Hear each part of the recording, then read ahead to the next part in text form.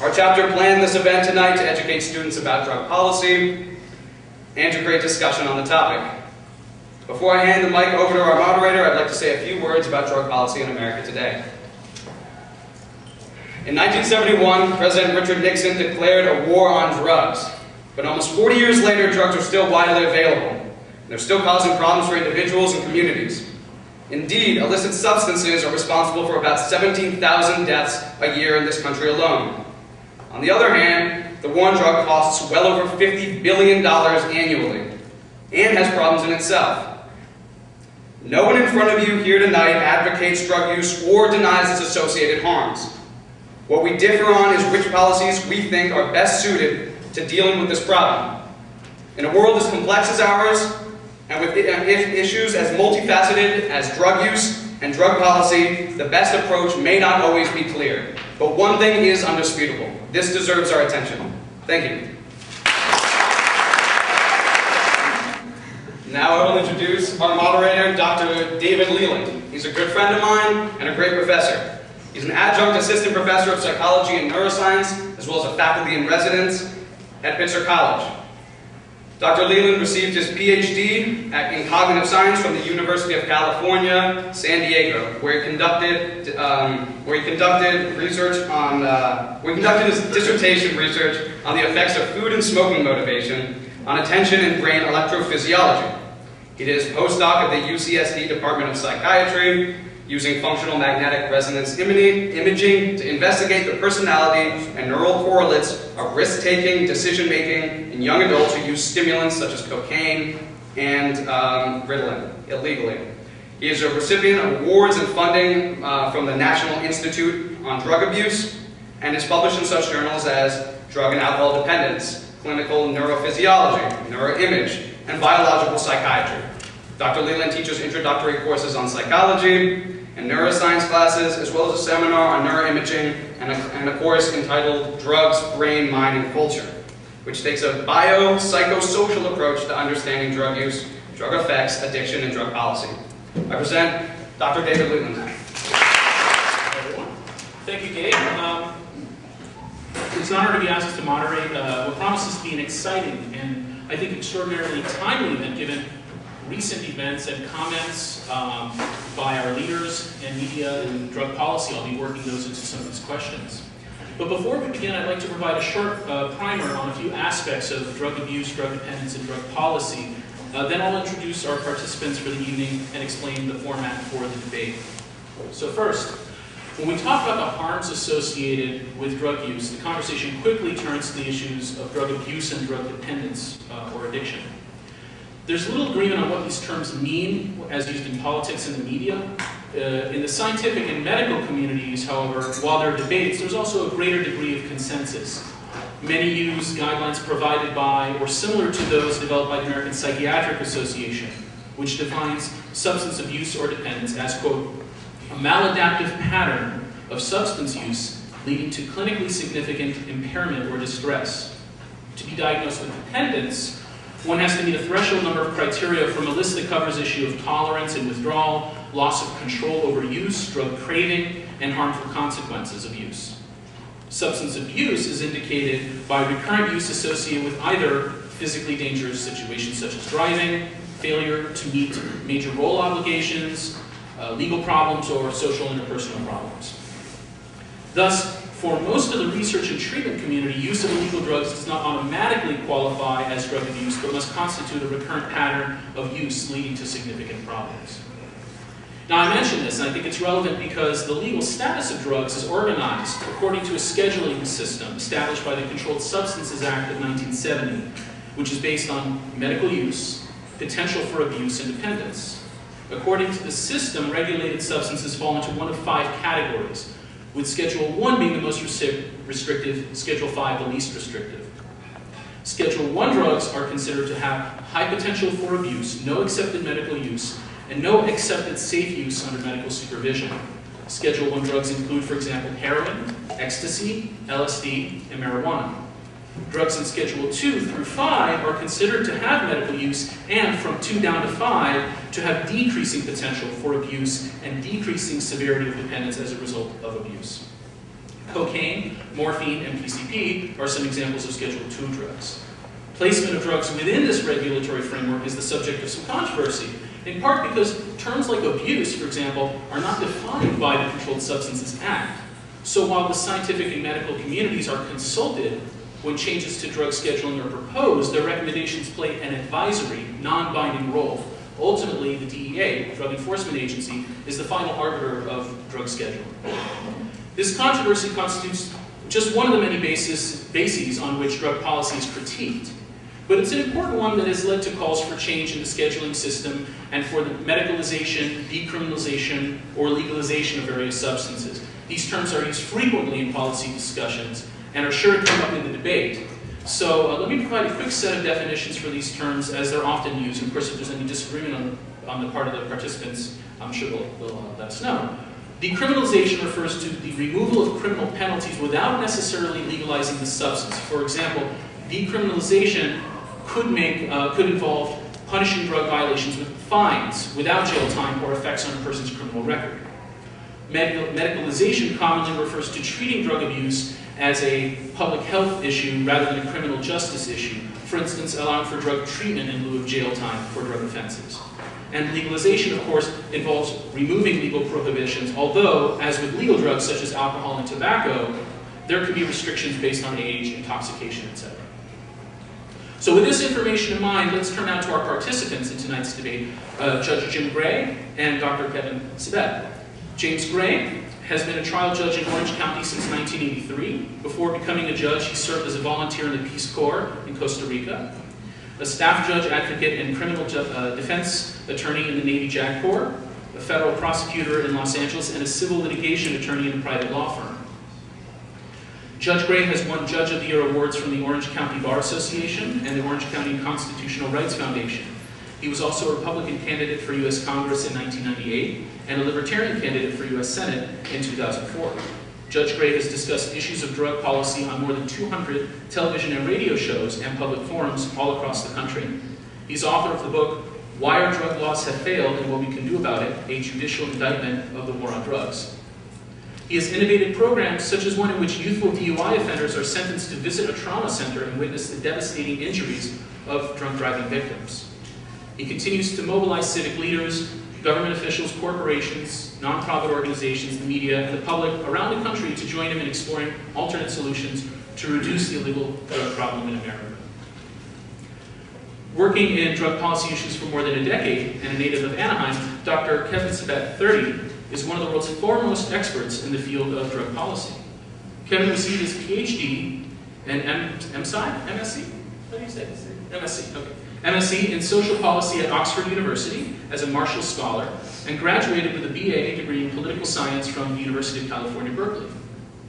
He's a trusted and regular contributor to academic journals, newspapers, and television, appearing on all major news networks and in the Washington Post, New York Times, San Francisco Chronicle, Vancouver Sun, and other media outlets.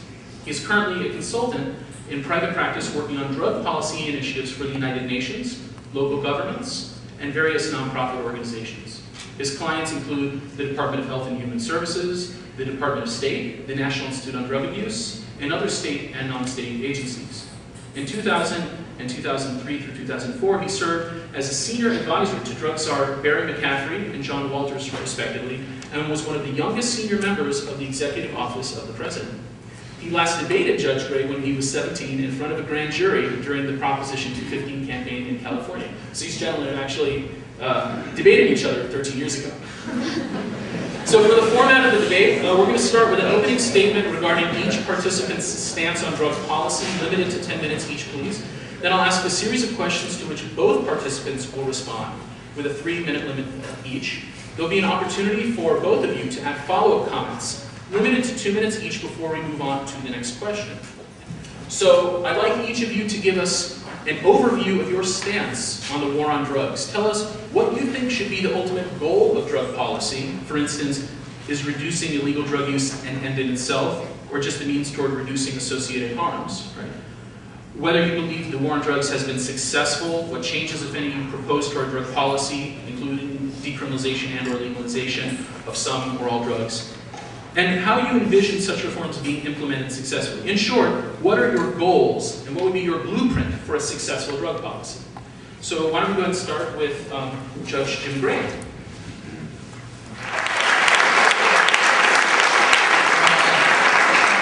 I appreciate your taking the time this evening and spending this time with us. This is, in my view, probably the most critical issue facing our country today. It sounds like an exaggeration, but I don't think so. And that is our nation's drug policy.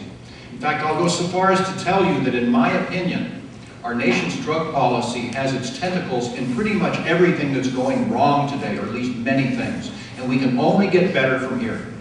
Now, you heard my background. I'm former military JAG type in the Navy, criminal defense attorney, federal prosecutor. In fact, for a while, for a brief moment, in 1978, I held the record for the largest drug prosecution in the Central District of California, certainly including Claremont, and that was 75 kilos of heroin, 160 pounds. That was and is a great deal of heroin.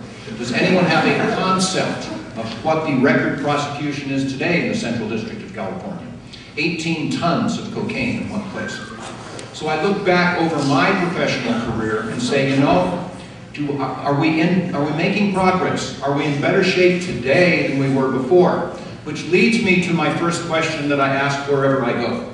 And that is, regardless of what I think, what do you think? How many of you believe that we in the United States of America are in better shape today than we were 5 years ago with regard to the critical issue of drug use and abuse and all the crime and misery that goes with it? Okay, I see one hand in the back, and that's pretty much the symbol of what I see. Because most people realize what we're doing is not working. What is the first conclusion from that?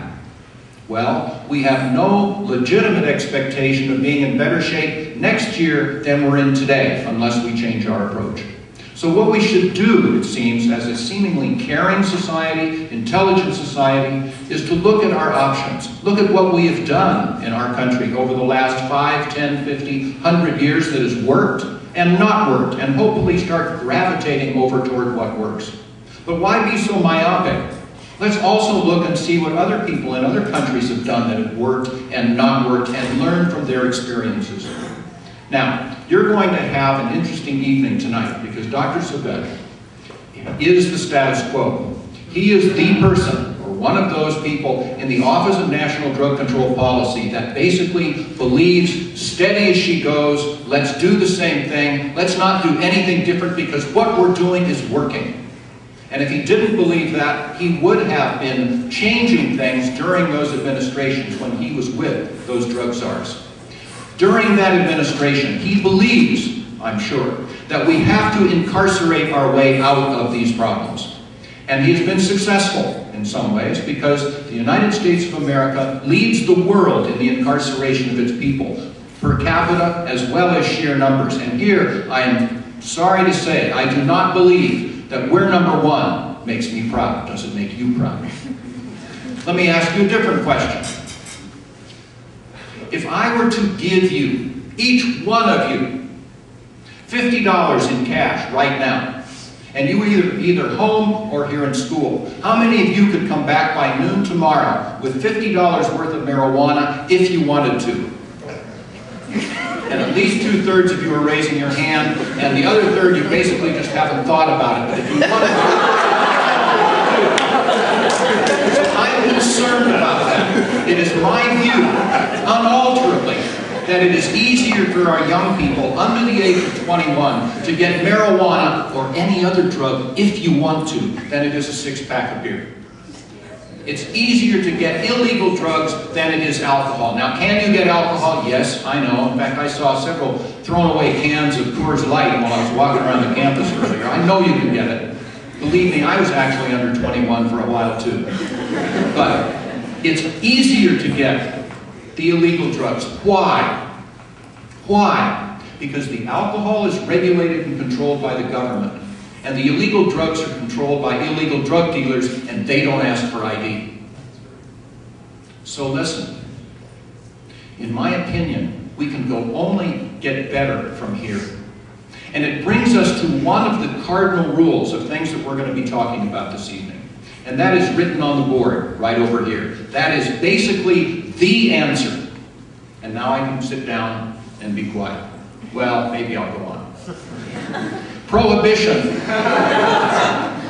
Prohibition never works as well as regulation and control. Prohibition never works as well as regulation and control. Why do I say that? Because as soon as you prohibit a substance, you give up all of your ability to control it whatsoever with regard to age restrictions, quality, quantity, place of sale, licensing. All of those are abandoned to the big-time drug dealers or the little-time drug dealers. And then, I can tell you directly, most people, doesn't matter the group I speak with, it could be a religious group, a political group, I've gotten basically a standing ovation from giving the same talk, both to the ACLU on the one hand and the Young Republicans of Orange County on the other. It crosses all political boundaries. We all realize what we're doing isn't working, but the reason why we continue, basically, is you. Your parents' friends want to keep these dangerous, sometimes addicting drugs from you.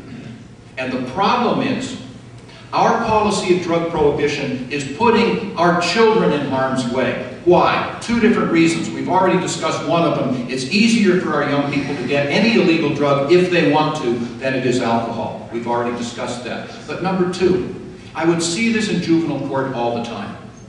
And that is, you can have adult drug dealers recruiting children for chump change. $50 in cash will buy all the 15 and 16-year-old kids they want to help them sell drugs. They use them as lookouts, they use them as gophers, they use them as couriers, whatever. And then as night follows day, and you've probably seen this, the adults, as soon as the reliability of the young people is established, trust them to go out and sell small amounts of drugs in the communities. And then who do they sell to? People like me? No. They sell to their 14, 15, 16-year-old peers, thus recruiting more children into a lifestyle of drug usage and drug selling. I see it in juvenile court. It is not caused by drugs. It's caused by drug money. There are two problems we're facing in our society today. Two general, huge, and substantial problems. One is drug problems, and they are severe. They are certainly something that is difficult. Most of them, however, are medical problems. But the second problem, far worse than the first, and that is drug money. You look at Mexico today. You look at Colombia today. They do not particularly have drug problems. They don't. But they have overwhelming, mind-boggling drug money problems, and that is caused by our program of drug prohibition. Now, I'm going to quarrel a little bit with Dr. Leland because I do not buy his description or definition of legalization of drugs. I wouldn't legalize anything, but I would have a program of strictly regulated control and distribution for adults of drugs. And let's start with marijuana. What would happen, because there's right now, I'm requesting your help tonight. I came out here and took some time away from my family, etc., to talk with you and come to request your help. There is an assembly bill now called AB 390, Assembly Bill 390, posed or carried by an Assemblyman Tom Amiano in San Francisco, to treat marijuana like alcohol in the state of California. What would happen if we were to do that? 5 things would happen, all of them beneficial and all of them pretty much immediate. Number one, we as taxpayers would save $1 billion that now we are spending in a futile effort to try to eradicate marijuana as well as prosecute and incarcerate nonviolent marijuana users. And by the way, you can tell how successful we are in its eradication because do you know what their largest cash crop is today in the state of California? Marijuana. Number 2 is grapes, if you care. 2, I'm running out of time, so I'll have to go more quickly. Number 2, we could tax the stupid stuff and generate revenue of at least $1.3 billion. That is a turnaround in our budget deficit of $2.3 billion. You'd think somebody would notice. The third thing we've already discussed, it would make marijuana less available for young people than it is today. Number 4, it would simply resolve this whole medical marijuana problem where the federal government is acting truly like a bunch of bullies and are arresting very sick people and going through all of this in contravention to the stated will of the people of the state of California and 13 other states. And the fifth thing is we could absolutely revitalize the hemp industry, which goes back thousands of years. It's a viable industrial crop, etc. So we are here to discuss this issue. Let's discuss it, let's think about it, and understand that just because we do have this discussion does not mean we condone drug abuse. Just because we realize we have options does not mean we condone drug abuse. And in fact, just because we might even adopt some of these options does not mean we condone drug abuse. But what we're doing today killed 7,000 Mexicans last year, and lots of people in the United States as well. This violence is coming up to our country. And so I adopt what Gabe was saying, a program understanding that these drugs, the presence of their communities, will bring harm to our communities. Let's adopt a program that reduces that harm. Let's call it harm reduction. It works. We'll discuss it more as we go. Thank you.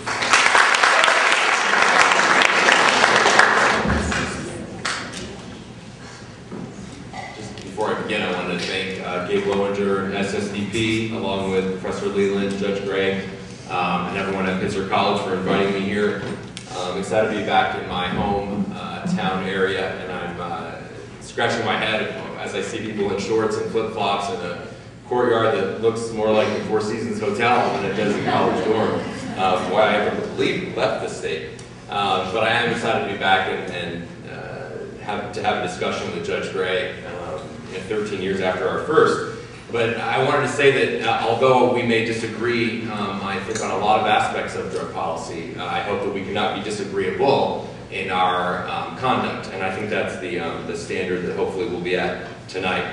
I want to begin by saying that everything that Judge Gray just said sounds very sensible, actually. Unfortunately, none of it is backed up by evidence in our experience. And I think it's very easy, and that's what I'm going to explain to you right now. I think it's very easy to say a certain public policy doesn't work, but it's much more difficult to offer evidence-based solutions. On many aspects of public policy, would we keep the core policy but change certain elements of it? And actually, and I'll speak for myself in terms of my tenure at the White House, I was certainly an advocate for changing certain policies that I thought could be done and would be sensible for the betterment of Americans. I think President Clinton actually said it best about welfare policy when he said we should mend it, not end it. And I think that it makes sense to do that, certainly in this arena, rather than go to something so drastic as to start a regulated economy for our current illegal drugs. We actually have a regulated economy for drugs, and that's where we have alcohol and tobacco. There are very good examples, and actually I'm going to take the liberty, I wasn't going to, but of using the chalkboard to illustrate a point. Similar to the judge, if we want to look at alcohol and tobacco, our two legal drugs in terms of usage, this being 100% of the population, 30-day use, alcohol, tobacco, a little bit lower now, and illegal drugs. So I think that there is a point to be made that its legal status has a lot to do with the chance of use.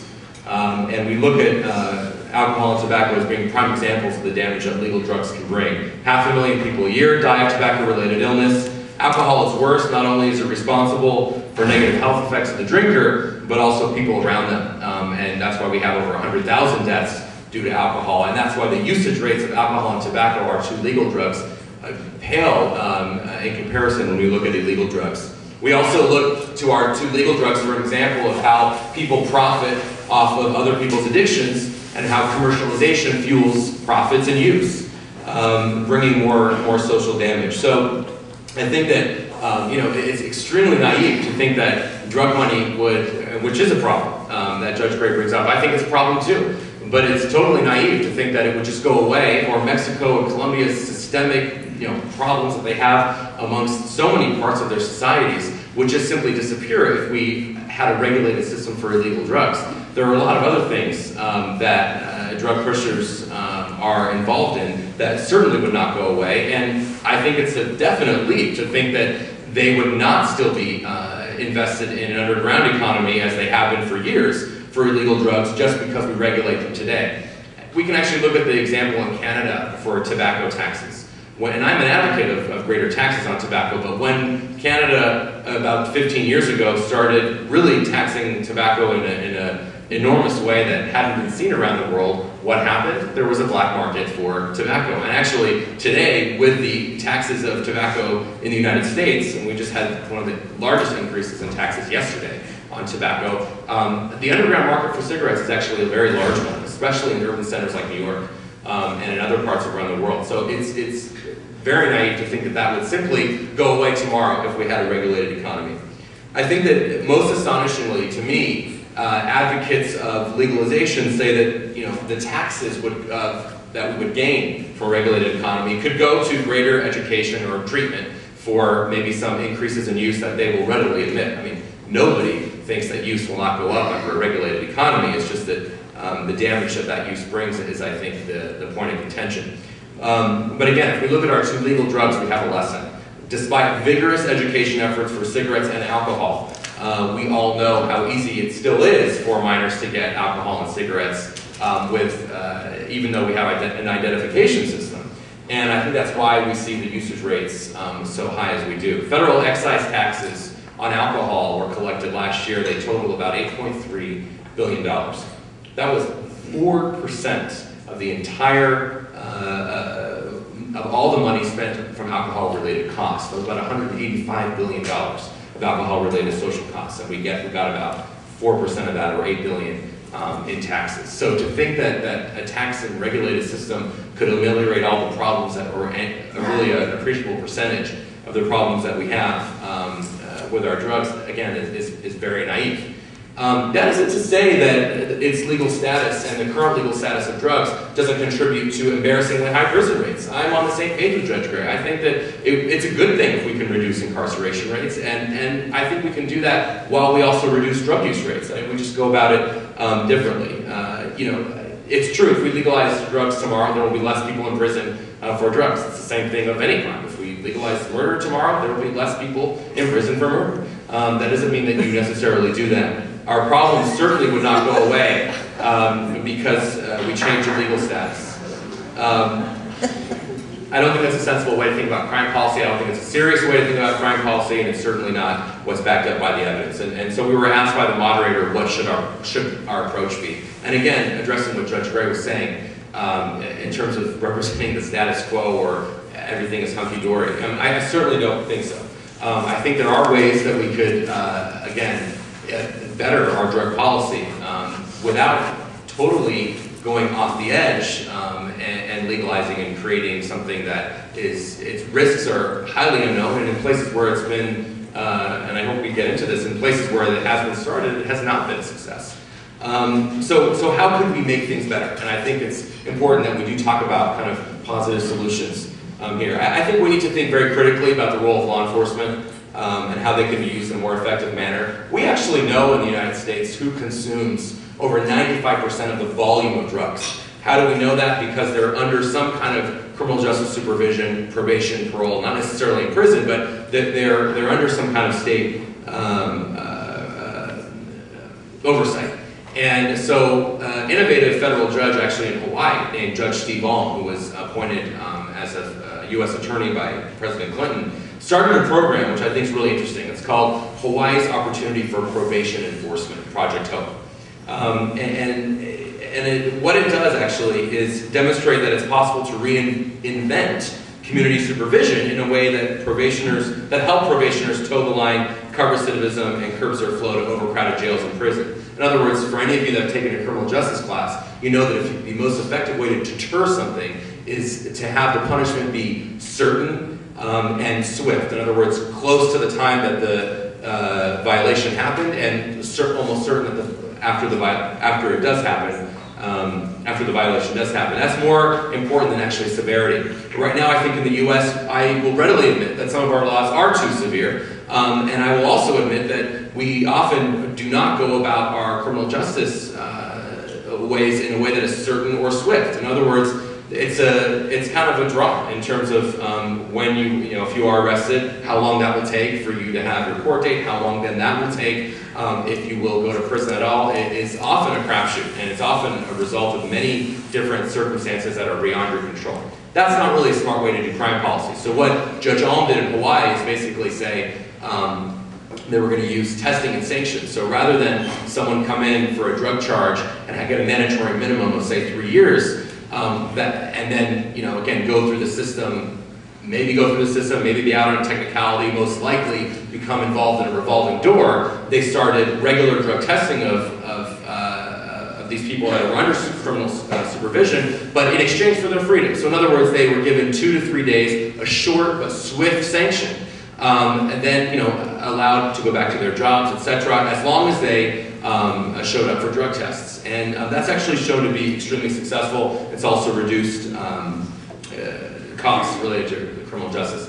But again, I think we need to go back to the evidence about who is in prison on drug-related charges. We hear it over and over again that it's a non-violent, sort of small-time marijuana user that's the focus of criminal justice resources. I invite you to go to any local jurisdiction and talk to any police chief and person that's doing the prosecutions as well on the ground. They will all tell you that small-time marijuana use is not the target of law enforcement. There's just not enough resources for that. That doesn't mean that there are not over 1 million arrests a year for possession of marijuana, and that's according to the FBI, and again, I'll readily admit that. But what isn't in those statistics, and again, what often gets clouded in this debate, is that a huge percentage of those arrestees, first of all, had other convictions. Marijuana was one of the many recorded convictions on that record. And not only that, many of them were pled down from much more serious charges.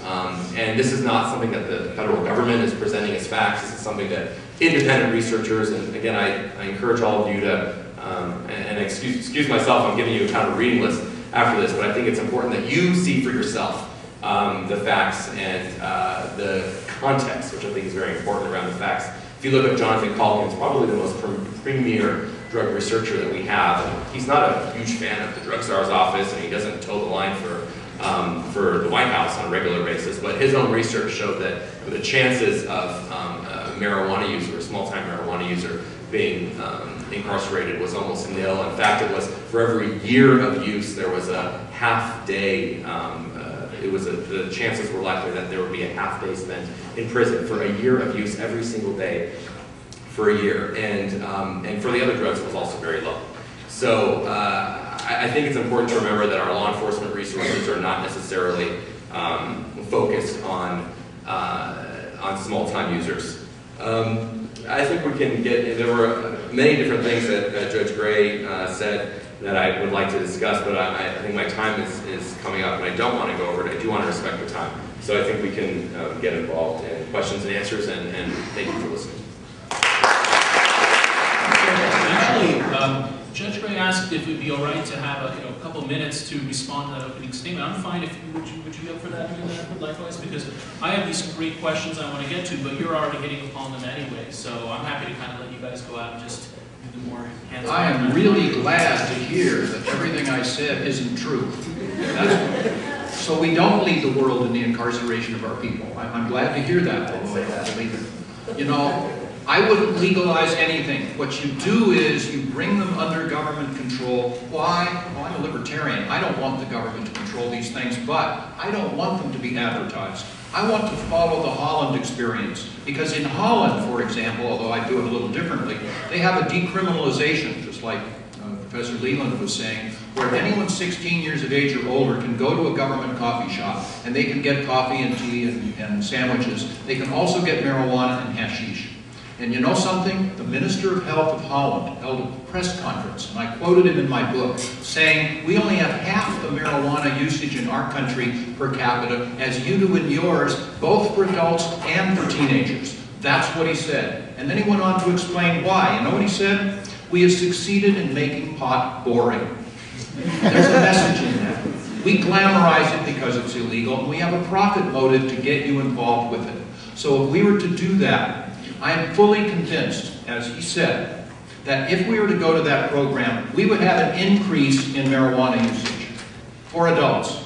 No question about it. You lower the price, it's no longer illegal, people would try it. But then we would soon, 6 months, 12 months, 18 maybe, we would come down to our present levels and then go below it, because we would find that's just not what we wanted to do. Same thing with regard to any of these other drugs. It's insulting to say that if we were to change our system to allow adults to decide how best they wanted to live their lives, that you could give away heroin on the street corner, you could bless it by every religious leader in town, and I'm not going to jam cocaine up my nose. And you're probably not either. But if you were, you're probably doing it already. So let's recognize that usage is one of the key areas, but there's so many others. Contempt for the law, corruption, drug money, violence, all of those things are also really taking it on the chin.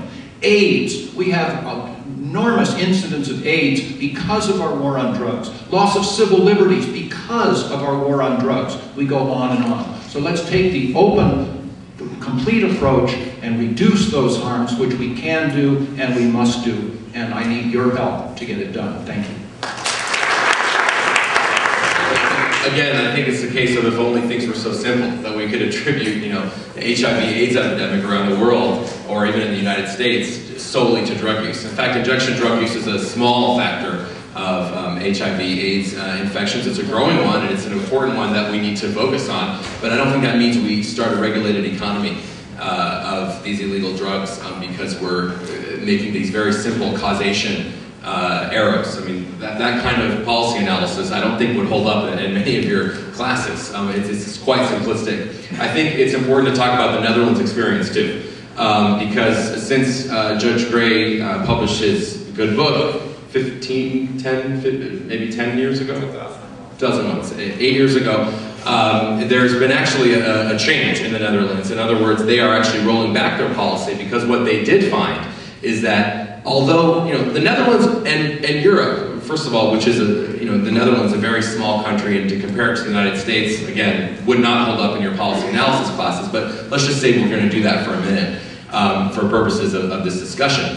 The Netherlands always had lower levels of drug use, far before they decriminalized marijuana. Actually, what happened after they decriminalized was an increase in commercialization. In other words, I don't know how many of you have been to Amsterdam, but the growing proliferation of coffee shops and widespread use increased actually by threefold.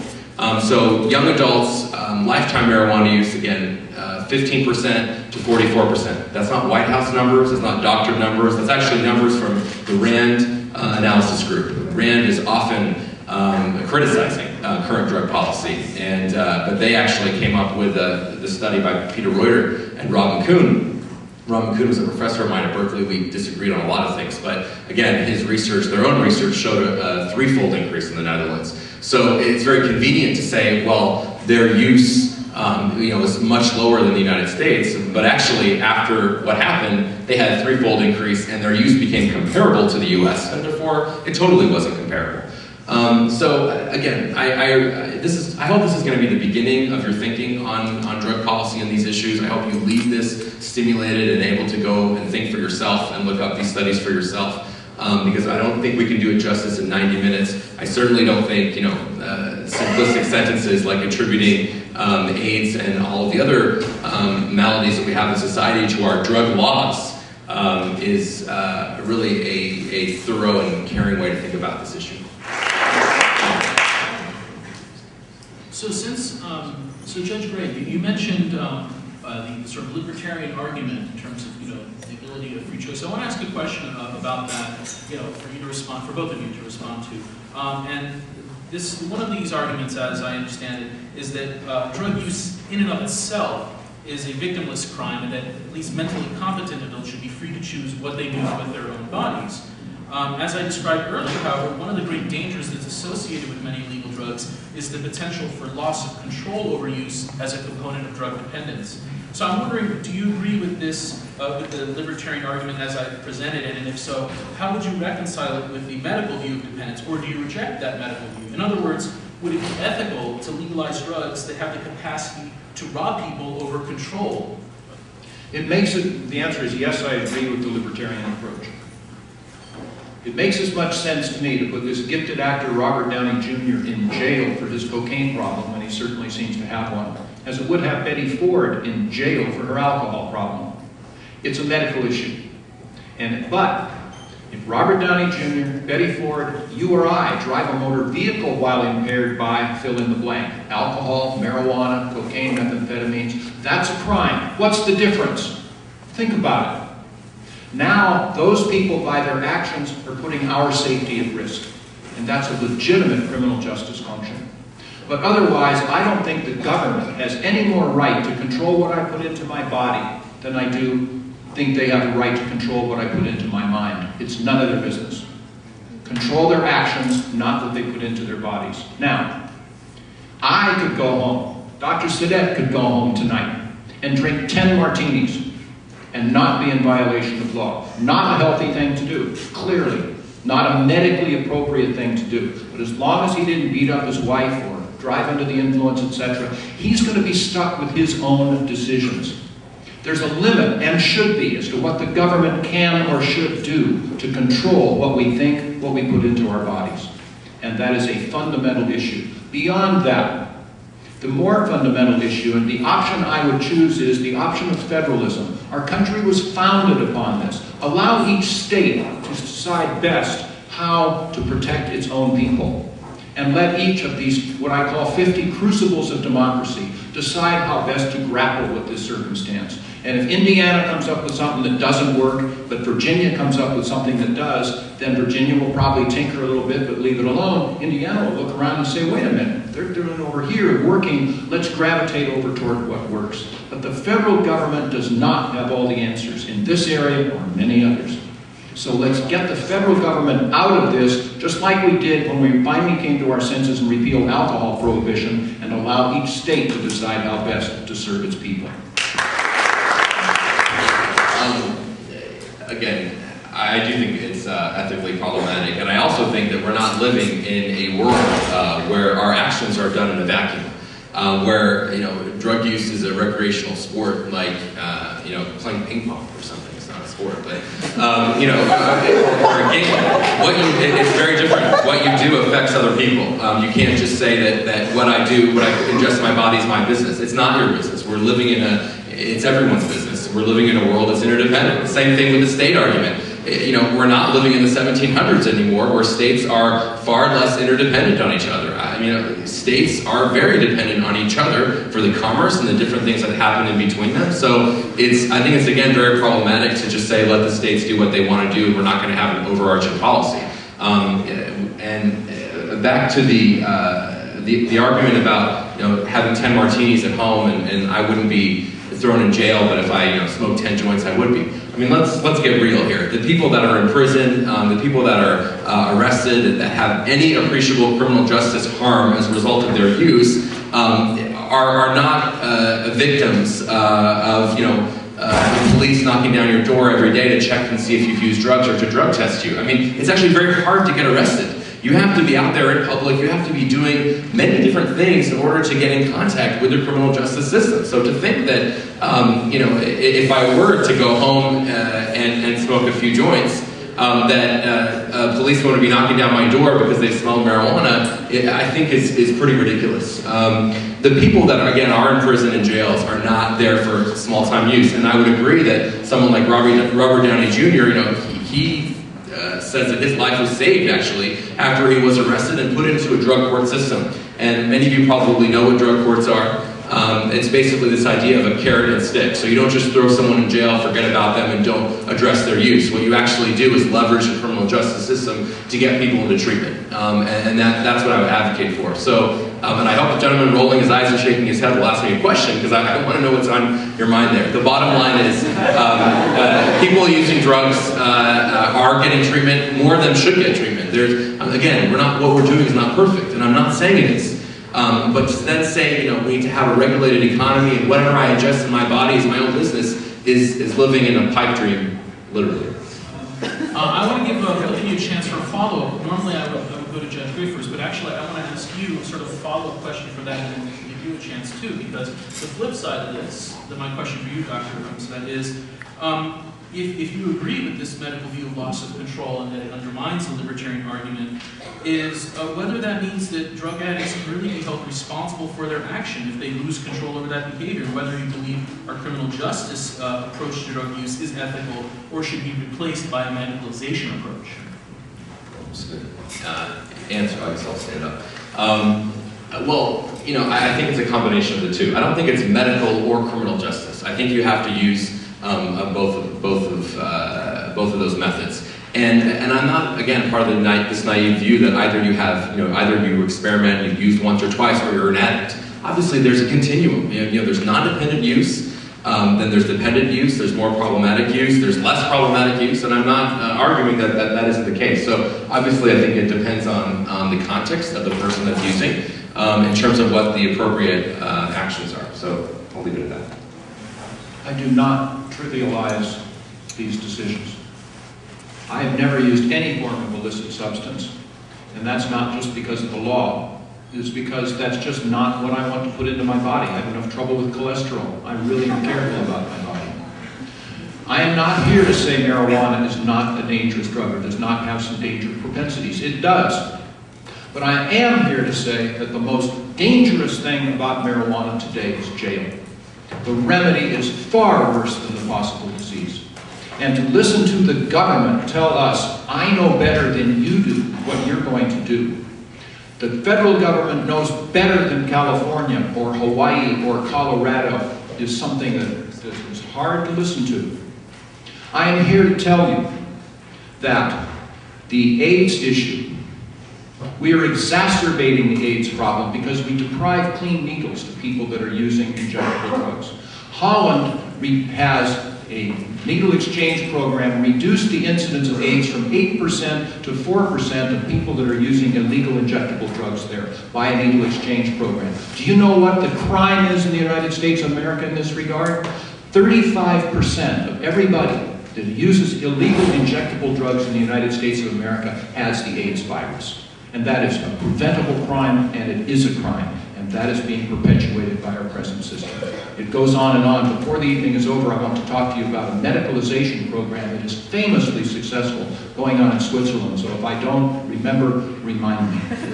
Actually, you know, Dr. Smith wanted to have another follow-up, so why don't I let him do that, and then you can actually tell us about that.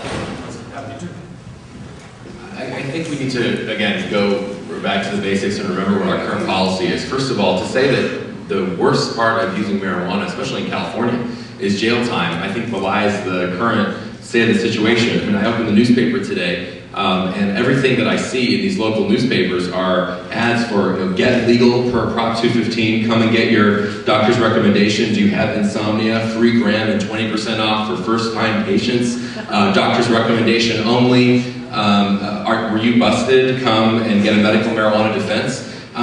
You know, and I remember my times at Berkeley, and I love to go back up there and visit. And when I do, you know, I'm surrounded in the Bay Area by cannabis shops. In fact, there are more cannabis clubs in Northern California than there are Starbucks per capita. So I think it's, when you cheer that, that's fine. Whether you cheer that or not, I don't care. But I think the point is, it's ridiculous to say that actually we don't already have de facto decriminalization in most of the United States in terms of the arrest patterns, de facto legalization in most of California because of the availability. And also to say that, you know, again, we can go argue the pros and cons of needle exchange programs, but again, we need to, before we would get into that debate, we need to back up a little bit. We actually have one of the most sophisticated and largest networks of needle exchange programs in the United States that are all funded by local and state governments and private money. The law is, and actually this is about to be reversed, that there is a ban on federal funding, congressional funding for needle exchange programs. There's no ban for local or state funding, so we have those programs.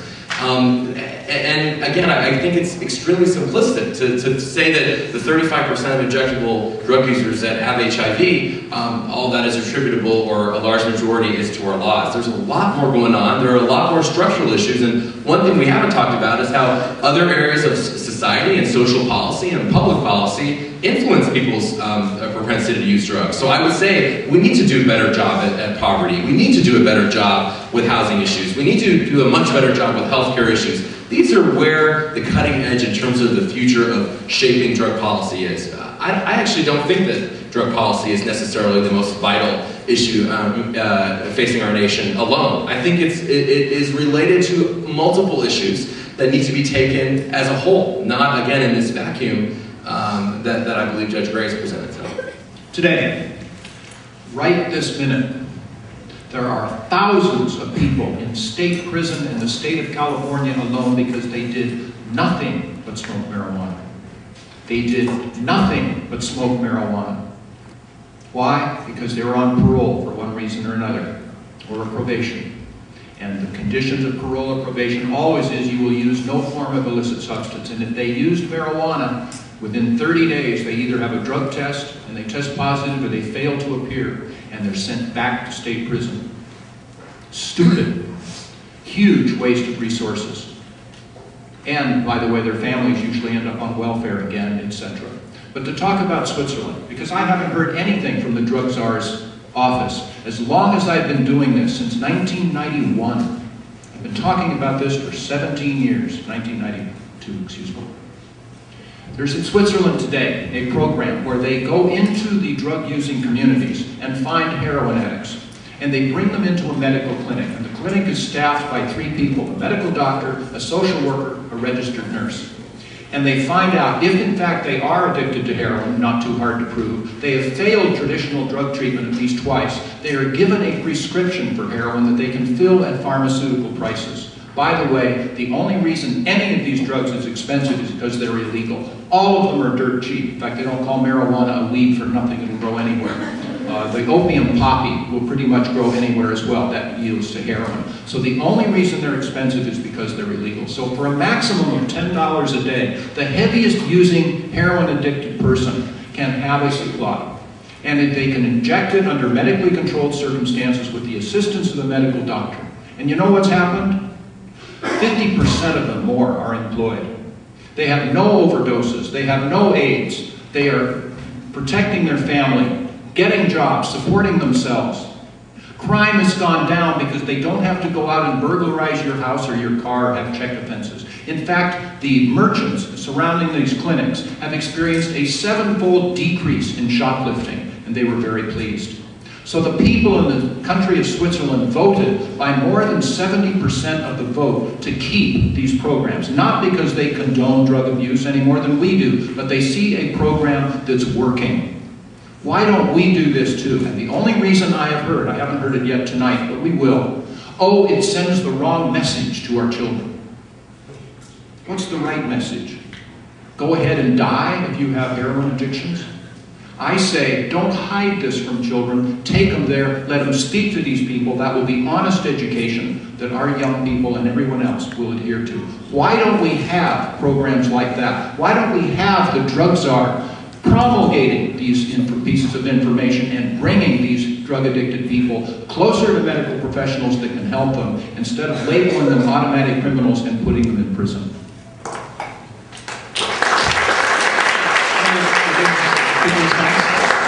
I've visited those clinics in Switzerland. There's also one in Vancouver that you can visit on the downtown east side.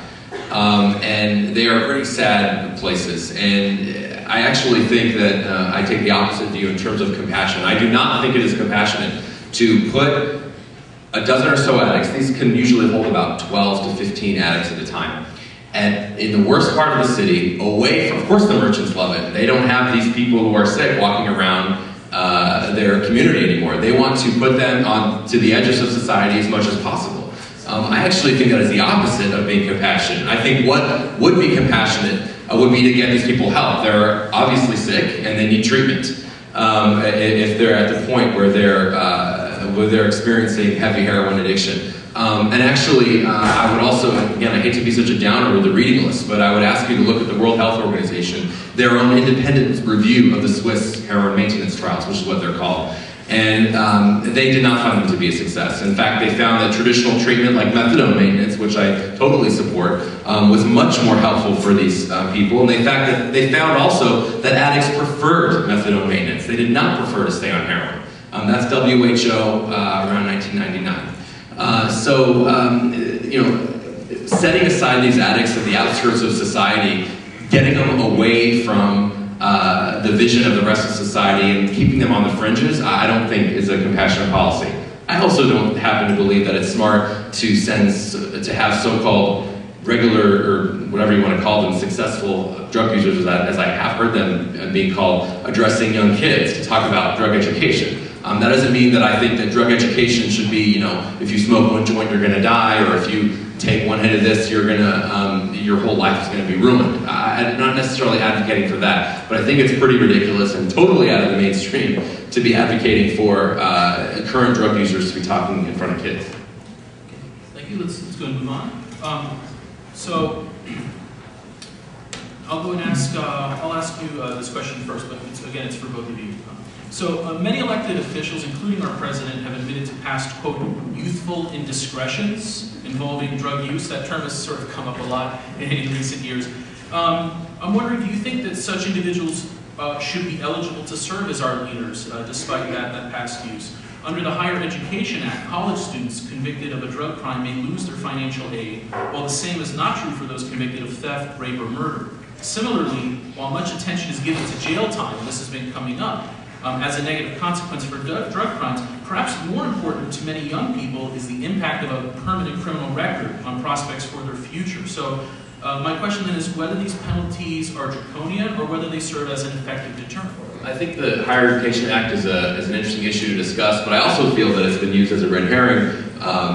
Certainly the founders of Students Responsible Drug Policy about 10 or 15 years ago that were using this issue as a way to recruit students into their organization. And why I think it's a red herring is because actually what the law states is that if you are receiving federal financial aid and you do have a drug conviction, then your financial aid is revoked, which I actually find to be responsible policy. I mean, if you're using your federal financial aid to finance your drug use, that doesn't seem to be a sensible use of taxpayers' money. What I don't think is sensible is someone that had a prior conviction that does not have currently on their record, or either went to treatment or some kind of program they're currently not using, that they would be denied financial aid for the future. Of course that's not sensible, and that was a technicality, it was a mistake in the law, it was actually corrected. And so because of SSDP.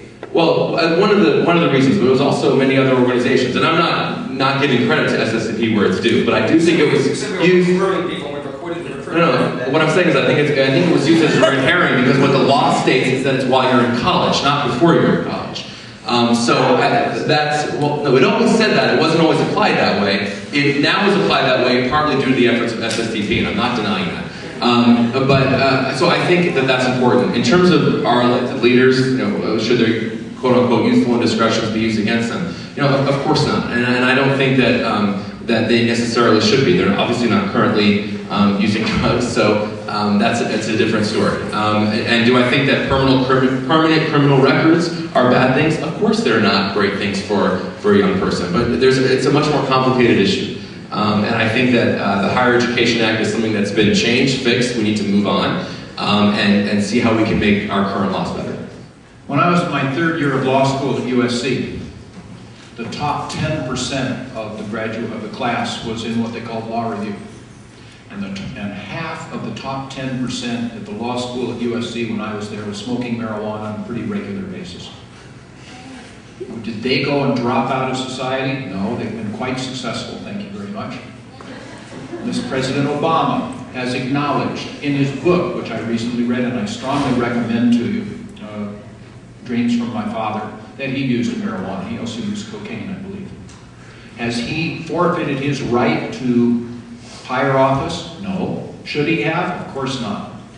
But George W. Bush has pretty much acknowledged that he used cocaine when he was a playboy and the rest of that. And then you want to get into some hypocrisy, because George W. Bush, when he was the governor of Texas, signed legislation mandating anyone who did exactly the same he did has to go to jail for at least 180 days minimum.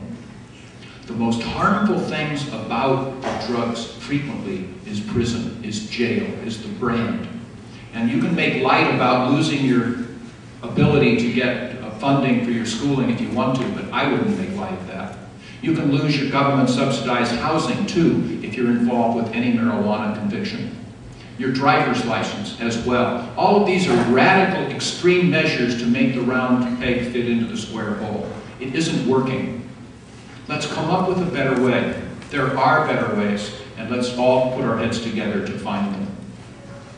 I have a related question, but when I ask it, you should feel free if you want to have a rebuttal to start off with that, which is that last Friday, Senator Jim Webb of Virginia introduced a bill that would create a bipartisan commission on reform of our criminal justice system. And he cited the sharp increase in drug-related incarcerations over the last 30 years and racial inequalities in execution of the war on drugs. Now, the disparity in sentencing for crack versus powder cocaine possession has been cited as an example of racism in drug policy, and many on both sides of the prohibition debate now favor reducing such disparities. But the fact remains that while African Americans comprise about 12% of the U.S. population and 14% of the drug users, they represent 37% of those arrested on drug charges, 59% of those convicted, and 74% of those sentenced to prison. And as we just discussed, perhaps just as important as the jail time is the issue of the impact of permanent criminal record on one's prospects for the future. So what I'm wondering is racism inexorably linked with the war on drugs, or is it just a problem at the implementation level?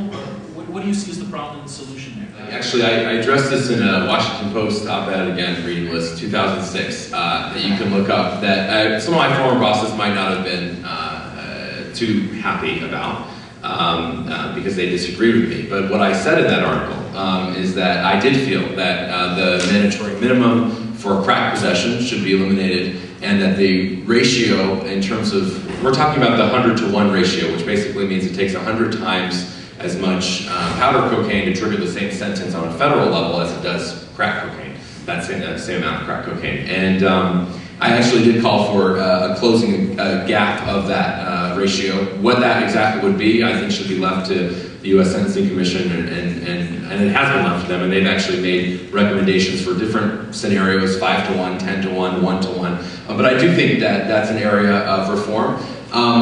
Mainly not because of necessarily the negative impact that it has on African Americans, but actually because of the perception, which I think is an issue. The perception of negative impact contributes to racial division. If you actually look at the numbers in terms of who is convicted on the federal level for crack possession, I last looked at the 2004 numbers. That was 64 people. 64 people in the United States that were convicted under federal crack laws. That is the law that's causing all of this controversy. In terms of, that is 64 lives that we should care about, and I'm not discounting that. But in terms of public policy, again, that is not an appreciable percentage of the population. Still, because there is the perception, I actually think that that's a sensible thing to do. And you can make these changes in the law, like the Higher Education Act implementation, like changing some of the mandatory minimums that maybe we don't have a need for currently, but probably at the time when crack was ravaging communities, we might have had a need for. I think you can make those changes without becoming so drastic and so extreme and radical in your view to say that we should allow cocaine, heroin, crack, methamphetamine, LSD, MDMA, and the list goes on, to the list of our already 2 legal killers of alcohol and tobacco that are advertised on a regulated market, that have age limits, and those age limits don't seem to be doing much good because far more kids use alcohol and tobacco than they do even marijuana regularly. So I don't think you have to go into such extreme policy measures. I think you can make small changes. And one thing I wanted to mention to reply for what Judge Gray said in terms of is it working, yes or no? No, okay, let's move on and try something radical. Again, I think that's extremely simplistic. If I were to ask, is a war on poverty, should the war on poverty be stopped? Because, is poverty eliminated? Of course poverty isn't eliminated. That doesn't necessarily mean that you would stop your efforts to mitigate it. And certainly with drugs, with every generation that comes, you need to educate that. So even if tomorrow, which I don't think we would have, tomorrow if we had, 0% drug use, that doesn't mean that we won the war on drugs and we can now move on to other things. Every generation needs to be educated. So I actually do not like the war metaphor. I don't use it. I don't like it for war on AIDS, war on cancer, because we've not eliminated those things, and our goal shouldn't be, thrown to the side just because we haven't done that. Actually, drug use has fallen dramatically since the late 70s. Regular drug use of all major illicit drugs are down between 40 and 60%. In the last 10 years, adolescent drug use is is down 25%. That doesn't mean that there aren't things that we need to do. Again, it doesn't mean just because poverty might have been, poverty was actually lowered in the 90s, it increased in the last decade. That doesn't mean because it's increased, we should stop all of our efforts against poverty or stop all of our efforts against AIDS or cancer just because those things aren't eliminated. Thank you. There is no question but what tobacco has killed. Tobacco killed my mother. 400,000 people a year. So if we really cared about the killer drugs, how many of you believe that we should make tobacco illegal in the United States of America today? Okay, so you want to bring Al Capone, of course, into the tobacco distribution business. But we're making progress with regard to honest education, social mores, treatment, with regard to tobacco. Tobacco usage is decreasing, not because we've made it illegal. Other drugs usage kind of goes up and down. We cite statistics, and they're the government statistics. You know where they come from? Mostly voluntary reporting. So when the heat is on, when prosecutions are bigger, how many people are more likely to voluntarily report their own drug usage? So just merely by throwing the coals on the fires of prohibition, that will decrease drug usage because they won't voluntarily report it so much. So these are things that we just need to address. This is what we're not doing today, however, and we simply have to turn this around. Tobacco usage, alcohol, the same thing with regard to these other drugs. Hold people accountable for what they do, not what they put into their bodies. We haven't even talked about all of the crime and the violence, the killings. When we finally repealed alcohol prohibition, came to our senses in this country and repealed alcohol prohibition, homicides went down 40% the next year and continued to drop every year thereafter since the beginning of the Second World War. We will experience the same phenomenon when we finally come to our senses and repeal drug prohibition, because we're still living in prohibitionary times today with the same results. We didn't even talk about the adulterants in these drugs. The bathtub gin problem when we had alcohol prohibition was a disaster. It would attack your nervous system, kill you, put you into a coma, whatever. We have the same problems today. Mostly people do not die from heroin usage. They don't. They die from the pollutants in the unknown quality and the unknown strength of the drug. These are easily resolved by the FDA. These are issues too, not just drug usage. So we need to look at the entire package, and we're doing a woeful job of that at the moment. I'm just going to address the issue of alcohol prohibition, because I think that's an important lesson. First of all, I didn't get the message that organized crime went away when we legalized alcohol. But I also think it's important to remember that that analogy is really not a serious one. It's not one used by criminologists, and this is the reason. Alcohol, unlike illegal drugs, has a long, widespread history of widespread accepted use in our culture. Widespread, over 80% of most populations dating back to before the Old Testament. I'm not saying that certain illegal drugs in peyote in American Indian populations or other drugs in certain isolated cultural populations also isn't a part of their culture, and I'm not discounting that. But in terms of widespread accepted use, these drugs that we're talking about today, methamphetamine, cocaine, they were not part of the fabric of society. So I think it's extremely dubious to make that comparison between alcohol prohibition and what we're doing now. Also, actually, during alcohol prohibition, alcohol actually was not prohibited technically. It was decriminalized, meaning you could actually use it, but you could not sell it.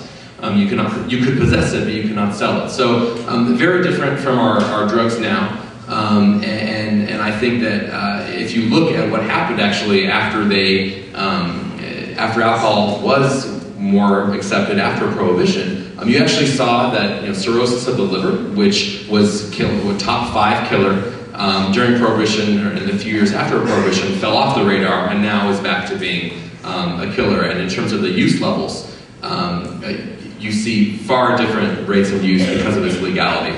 No serious criminologist will tell you that the reason why murder went up after the 1940s and beyond was because, or during Prohibition, was because of Al Capone, and everyone just went away, and organized crime went away after we repealed Prohibition. It's not a serious argument.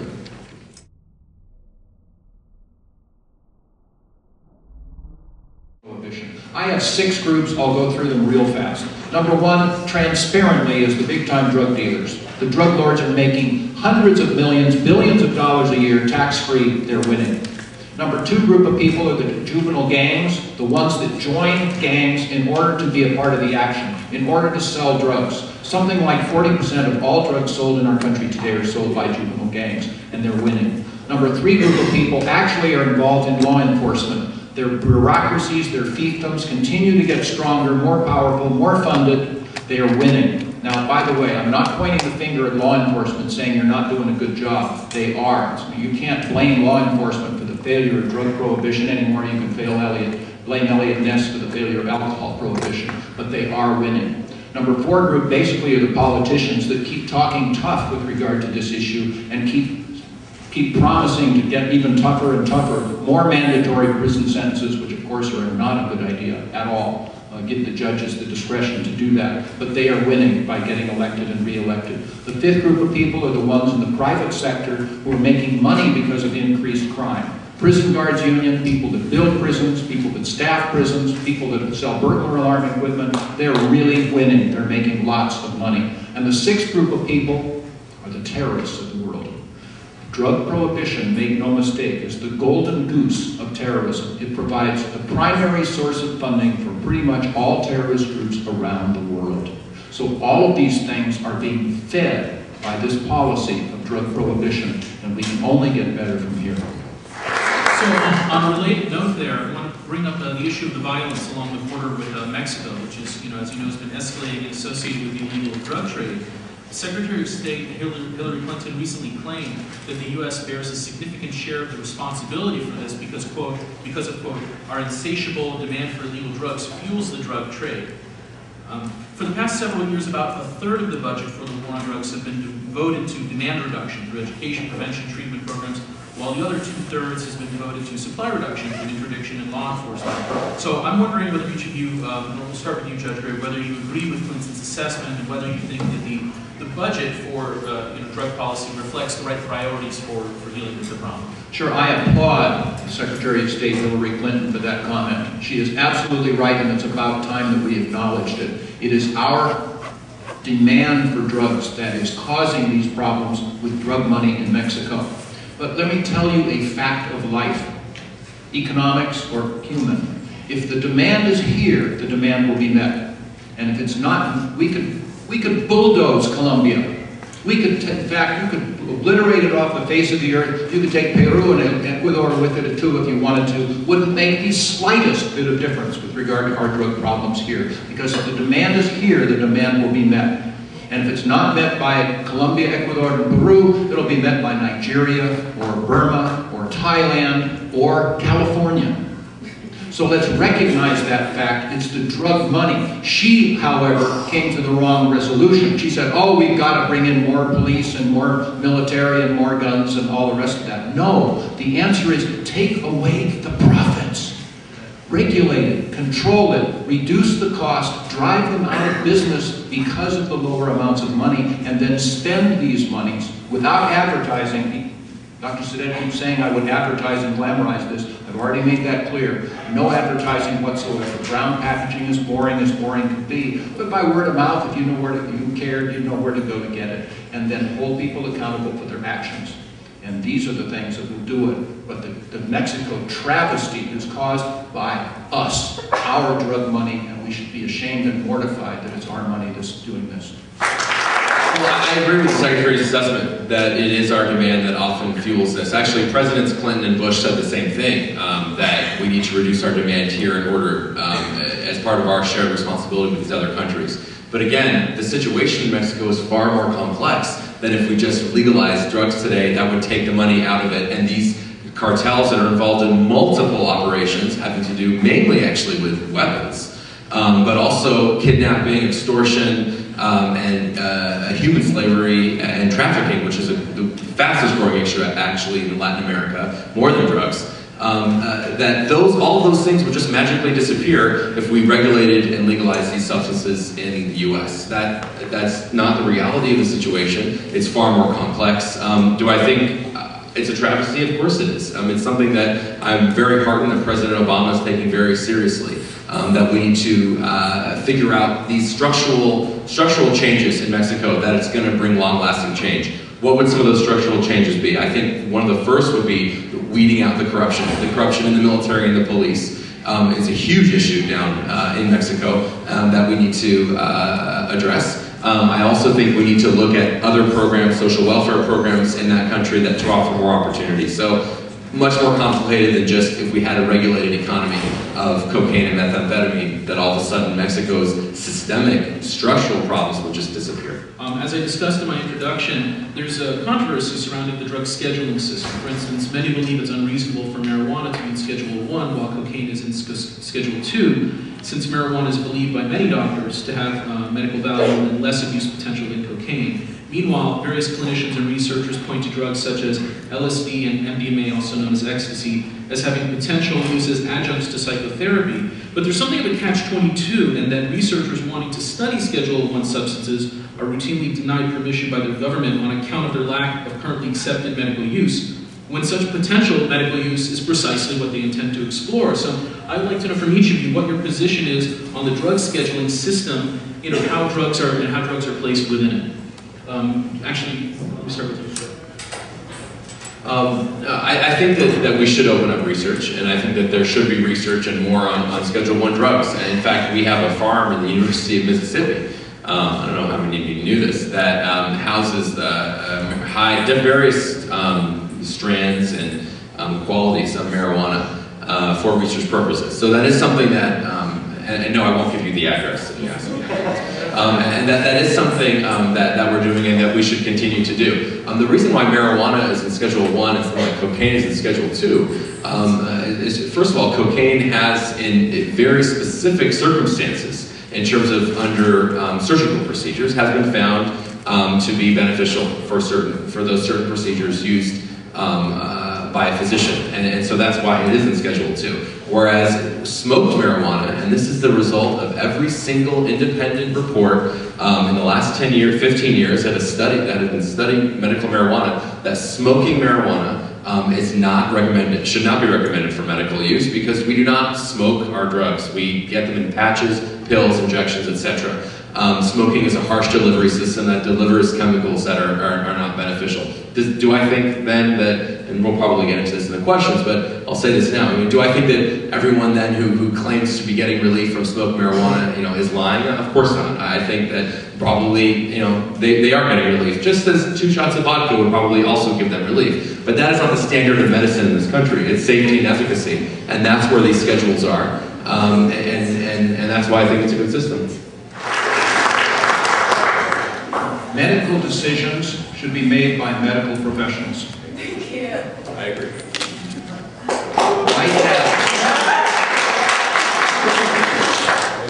Right now, the decision as to which drug is on which schedule is made by the head of the DEA, a police officer, and that's really stupid. It should be made by the Surgeon General.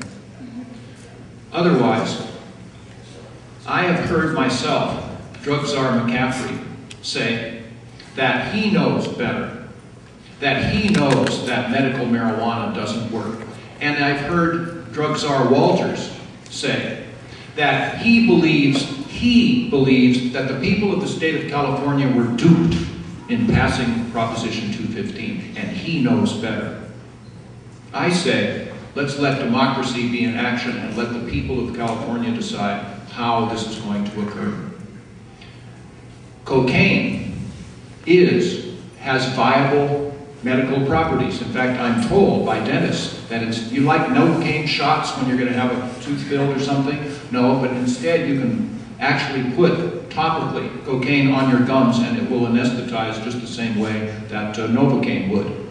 The problem is that the DEA hounds medical doctors so severely that the medical doctors are rightfully concerned about their right to practice medicine or to be prosecuted.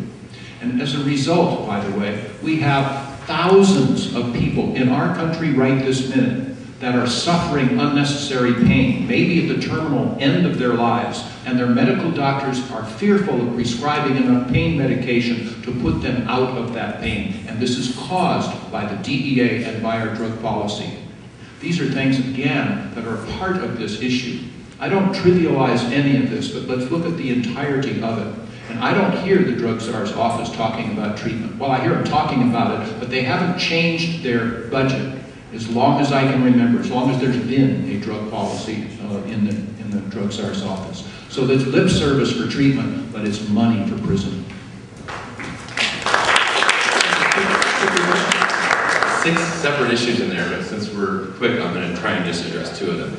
First of all, I also agree that medicine should be determined by medical professionals, not by the electorate of a state who is swayed by a political campaign. I personally don't, I think it's ridiculous that we would have on a proposition that the electorate would be voting on what a medicine is. We are not the scientific professionals. Do we vote on, what the best medicine for ADHD may be or for certain kinds of cancers? Of course we don't. Same reason why I think it's ludicrous, ridiculous, and of course it was a farce that we should be voting on medicine. It was sponsored by all the major drug legalization advocates in the country, and many of them non-Californians. People like John Lewis, Mr. Sperling, George Soros. I mean, these people aren't, involved in all aspects of medical and scientific policy, and they just happen to be involved in this. They're involved in aspects of drug legalization policy, and that's why I think it's extremely disingenuous, something like medical marijuana. I wish that we would just call a spade, realize that 90% of these cannabis clubs and their operations are the distribution of marijuana, medical or not. We should just agree to do that and call it what it is, because it's totally a farce to say it's medical. And I'll leave it there because I know we're close on time. Everybody, thank you for coming tonight. I really, really appreciate it. If you have any questions about SSDP, LEAP, or anything at all, please come and find me afterwards. I really hope you give this some thought, regardless of your opinions on the subject. I think it's really clear that this is a big problem and really deserves our attention. Thank you very much and have a good night.